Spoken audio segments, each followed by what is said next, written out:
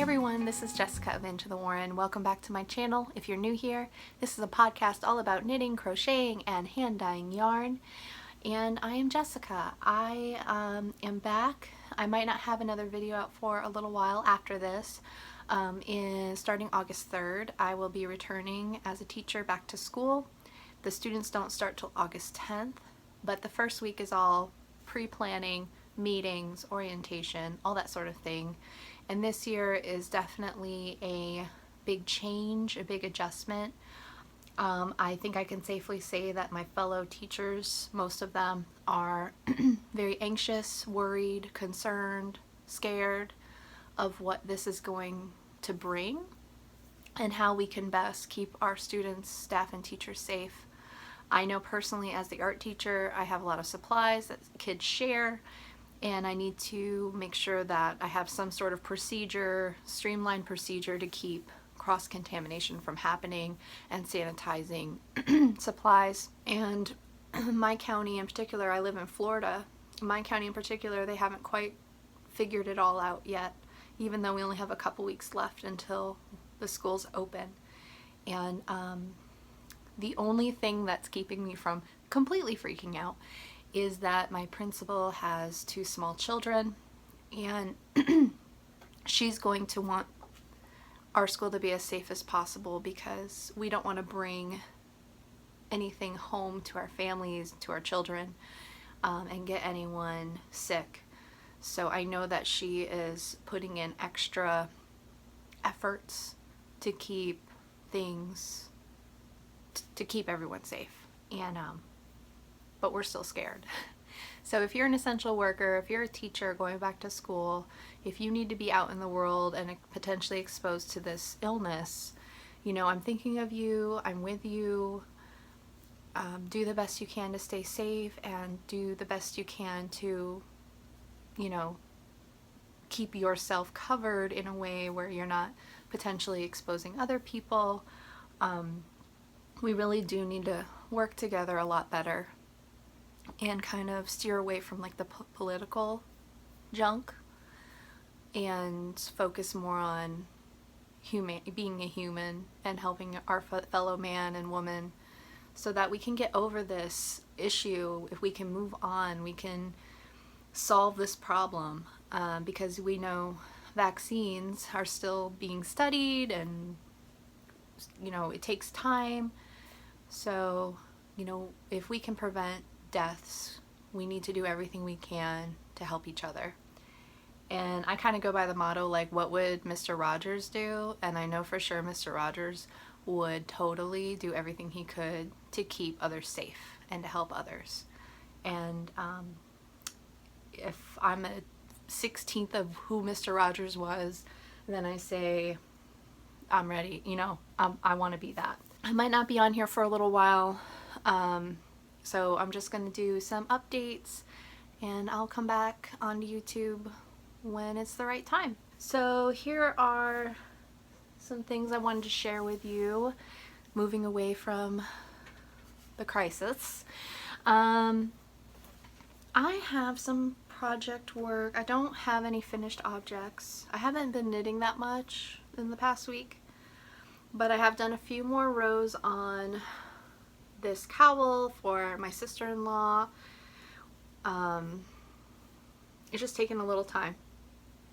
I'm going back and forth between projects, and I'm about just maybe almost halfway through. I'm doing the seed stitch right now, which is knit, purl, knit, purl, knit, purl, knit, purl, and it gets a little weary on your wrist. So I do that in intervals of time. So I'm working on that. And okay, so my previous video, or the video before that, I showed you my artist's garden socks, where you take 2 fingering weight yarns, colorways, and you knit them together to make socks. And it was for a contest, a knit along, and I actually won this knit along. I was so excited. And the knit along was hosted by Tiff Nealon of Tiff Nealon Hand Knits. You can find her on Ravelry. I will link it below. And as the prize, I actually got to choose 3 of her patterns for free that I could have. So I did that, and I picked I want to say I picked a shawl and 2 sweaters, or a sweater and a tee or something like that.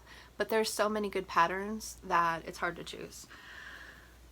But I also have another Tiffany Lynn pattern that I wanted to do, and this was before I won, and it is called the Seasons of Love wrap. And I think I mentioned in the last video that I wanted to start it, and so I did. And I have started, it starts from the corner of the shawl, and then it slowly increases up. So as you can see now, this side curls right now. It needs to be, when it's done, it needs to be blocked, and this curling is going to go away, but it's still hard to show you with that curling. But basically you start at the corner and you're working yourself up, and then you just get to as wide as you want it to be, the center of your shawl. And when you're satisfied with that, then you're just going to start decreasing, and it's a different stitch pattern on the decrease, but I haven't gotten to that point yet. Obviously it's still kind of little, but I am using my fade set called You Precious Thing. Let me go get that real quick. Okay, I forgot to bring these over. I actually got some packaging for my sets. So here is, I am shedding. Here is my You Precious Thing fade set. So you can see it starts in this dark blue and it moves to an orange. I think I showed this to you in my last video, but now that it's in a package, it's easier to show you. So this is the fade, and it's 8 skeins of 25 grams. So it's about 460 yards. And that is what I'm using for this shawl. So as you can see, I haven't gotten very far, but I can't wait for the orange to start appearing. Yeah. So that's what I'm using. I think for this shawl, I'm probably gonna need 2 packs of the fade set for it to be complete. I'm not sure how I'm gonna do the like if I'm gonna use the same yarn for the decreases or do something else, but we'll see. So there's that. That's also by Tiffany Lynn. Also, I have packaging for my Halloween kits. I have a few of these in the shop. So I have DK and I have fingering weight packs of 5, and they're 20 grams a piece, so 100 grams total. The DK is 230 yards, fingering is like 415 yards. So if you are interested, these are up. These are limited time colorways, so they're really awesome though, if I do say so myself. And this Howl colorway has sold out in the large skeins. Oh, and speaking of that, if you see right here, my husband and I got this pegboard and the hooks, and now I have like this little shop on my wall of all my hand-dyed yarn so that it's easy to find what I need and keep it organized. So this is all my yarn here. No, the stuff on the shelf is like my personal yarn, but we got that put up on the wall, so I feel so legit right now. And I wanted to show you a couple colorways that I have created. Now, the supplier that I order my yarn from had Blueface Leicester yarn available to buy, and I had never dyed with Blueface Leicester before, which is basically a different type of sheep. And so I usually just do superwash merino, or I do superwash merino nylon blend yarn. But I was like, you know what, let me try this Blueface Leicester, you know, let me see what it's like to dye, how it, you know, works up. And I was doing some research, and a Blueface Leicester sheep is from Britain, and they have curlier wool. And apparently for spinners, it's like an easier wool to spin because the length of the fibers are longer than merino. And they have a natural shine because of the texture of the wool, whereas merino really doesn't have a shine. It is not as smooth as merino, but it's soft enough that you can wear it against your skin, and they said it's very durable for socks and sweaters and things because it doesn't pill as much as maybe some other yarns do. It's a tougher wool. So I said, okay. I ordered fingering and DK weight yarn, and I started to dye it, and I'm telling you, I am so in love with this yarn and the way it feels, the way it looks. It looks rustic, it looks beautiful, and now all I want to do is dye BFL yarn. But let me show you what I've dyed so far. So the first one is in the colorway Leave the Road, and it looks like this. I don't know if you can tell, there's like a bit of a shine to it on the camera, but this is fingering weight. This is 430 yards, and it is a blend of different greens and yellows. There is some slight speckling in it, and I'm like, it just takes color so beautifully. I was so excited about this colorway. So I have this in the shop. Here's one without the band on it.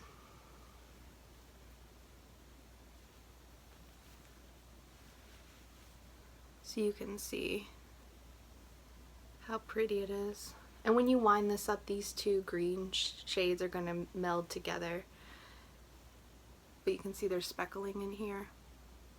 So I'm like very excited about this color. I think it's so pretty, and I'm just so impressed by the quality of this wool. I really love it.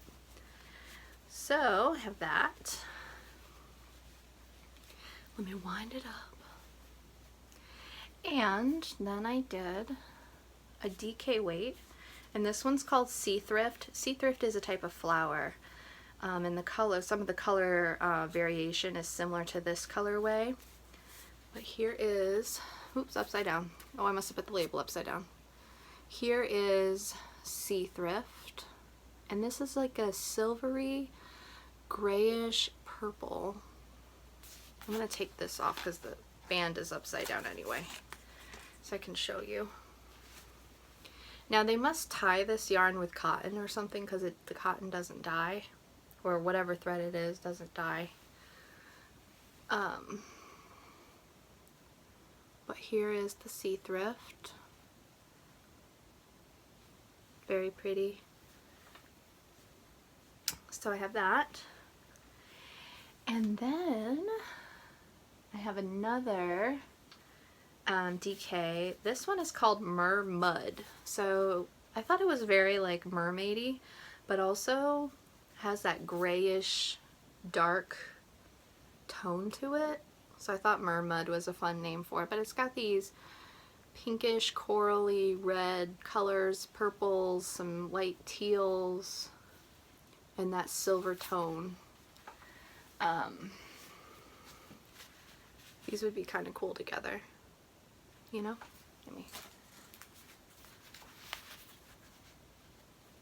So I have those. Mer Mud, that's in the shop. And then I did another fingering weight. I wanted something to be more earthy for this rustic yarn, and something that could go with another color that might be more, you know, bright.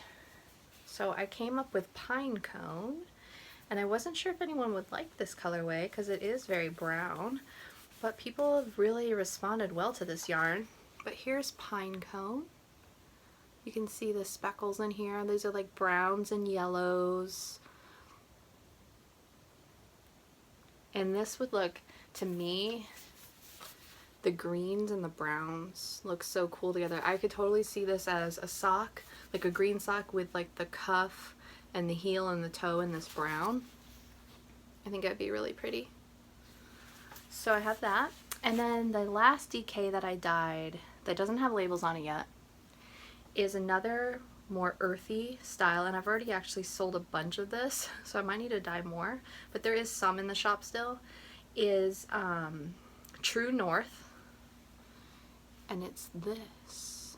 This is DK. Again, these white strings are just the ties that don't dye. Let me unwrap it for you. So you can see there is a variety of color in this. It's just a very earthy feeling. Golds, there's some like greenish blues, browns, reds. And this colorway I was really proud of too. Sometimes when you're dyeing something and you see it wet in a pan or you're hanging it up to dry, you're like, do I like this color? Like, is this ugly? You know, you get worried because when it's wet, I swear, when wool is wet, it's ugly until it's dry. But when it was dry, I was like, oh my gosh, you know? I think this colorway is so pretty. So, I have a few of these. I have to actually ship out some of them to a customer today, but I do have a couple. And I'll dye more if people really need it. But I think this is really pretty. Now this is in DK. I don't think it would go with the purple that well. If it was in a fingering weight, which someone said if you get this colorway in a fingering weight, I will totally buy it. So I might do a fingering weight version of it too. But yeah, so True North in the shop as we speak. And that's it for the dyeing. I have a few more to dye, a few more colorways. I was thinking of recreating some of my other colorways in BFL, like maybe Vincent Sunflowers, because that sold out really fast. People really like that colorway, and I'm all out. So I might do that. Also, in my shop until July 31st, there is some yarn in the shop that is 20% off. No coupon needed, and the shipping is free. So if there's any colorways sitting in the shop that you were thinking about and you just didn't buy them at the time, check it out and see if any of them are on sale. I think that's it. Yeah, just a beautiful day. I'm hanging out at home with my girl, and yeah, I'm gonna be doing some dyeing. I got a Swift, a table Swift, which has saved my life. And I think that's it really. I don't know when I will be back, but I will be back, and wish me luck in the next couple weeks and all that goes on, and I'll talk to you guys later.